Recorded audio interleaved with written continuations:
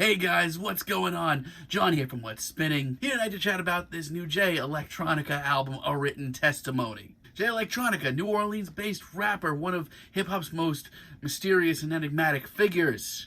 You all know the story by now. Back in 2007, he dropped his first mixtape, I guess you want to call it, Eternal Sunshine, The Pledge. And at the time, I thought it was a little bloated, maybe even a little ridiculous. And you know what? It most certainly is. However, over the years, I've enjoyed it more and more. It's also wildly creative and unlike anything else going on in 2007, that's for sure. And then you really know the story. Jay sort of disappeared. I mean, he's had singles drop occasionally. He's had plenty of guest spots. But that's about it. He's kind of kept everybody in the shadows until now. This was supposed to actually come out like in 2 weeks, but we got it last week. Let's chat about it. This album starts off with the overwhelming event. And I mean, it's certainly very classy of an instrumental. But outside of that, man, this is sort of bloated. I mean, Jay is like a real special case in hip-hop. He is a true mythical figure at this point who hasn't even dropped an album. But this is, man, I don't know, this is just weak. I thought that as far as an intro goes, he would have something a lot more immediate going on here. Then we have Ghost of Soulja Slim, and you know what?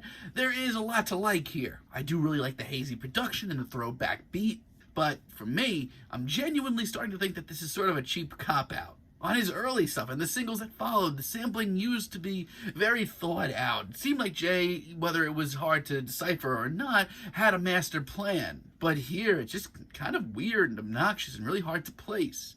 Now, let's chat about the other Jay, Jay-Z. He happens to be on most tracks on this album. And I mean, he sounds fine, but I don't really get it. I don't think that his presence was necessary to drive home anything on this album. It just seems like a lot of bells and whistles to bring the arrival of Jay Electronica, and I don't think that that was needed. To be honest, this is just sort of okay. It's actually pretty disappointing. I mean, it's fine, but we waited for this? The Blinding, one of my least favorite tracks here, featuring Travis Scott. This is one of the tracks that I was really excited to hear. But the beat here is dime a dozen, and the sampling has gone from really cheap to genuinely very obnoxious. And it's a shame because as far as both Jay's performance here, I think they both sound really focused. But then we get Travis Scott's feature, if you even want to call it a feature. This is abysmal. Once again, I just can't help but feel a little let down. Flux Capacitor later on the album, I mean, once again, it's fine. There's nothing about these verses or these ad-libs that are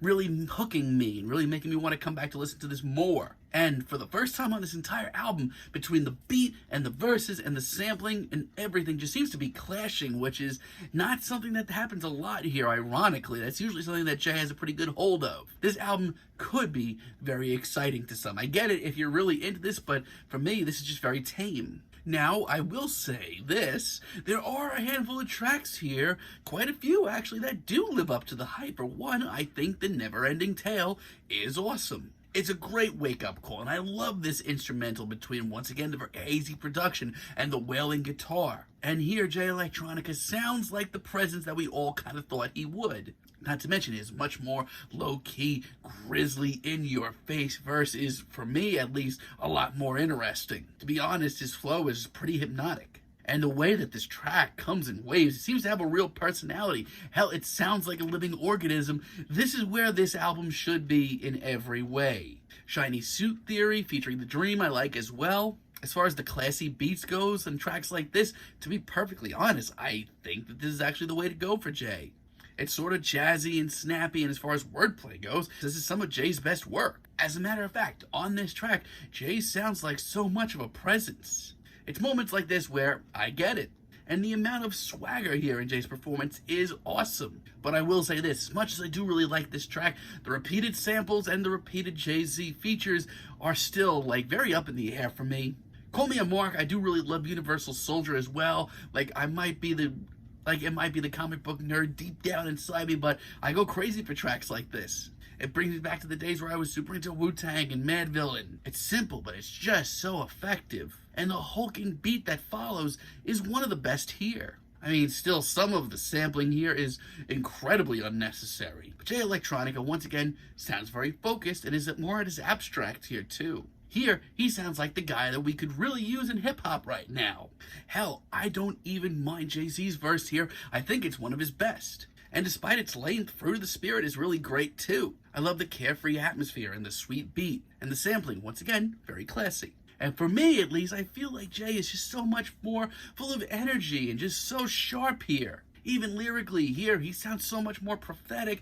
I love this. But the rest of this album is actually shockingly bad to like the point where I don't even know what to say much anymore. Ezekiel's Wheel featuring The Dream, oh boy is this bad. For a while, I just kind of thought I was missing something with this album, but this is just a waste of my time and everybody's time for that matter. The worst thing about this track is I could see somebody listening to this and thinking it's genuinely forward-thinking, but it is freaking patience testing and just really hard to sit through.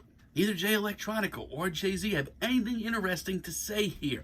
Did I mention this track is 7 minutes long? And API DTA, its a finale, is not that much better. It's a very breezy start, and I didn't really hate that. But then Jay comes in with this incredibly uninspired verse, and I am just back to square one. I have no idea how, but this track goes absolutely nowhere for almost 6 minutes. To say I expected more of this album is a serious understatement. For an album from a guy that, when you told me 13 years ago was gonna be the guy that we needed to hear right now, this is literally one of the safest and tamest albums in hip-hop I've heard in a very long time. There are moments of greatness, there are moments of real genre-pushing behavior from Jay. But most of this is just not what I waited around for, and to be honest, it sounds like it's trying way too hard to stay relevant for most of it.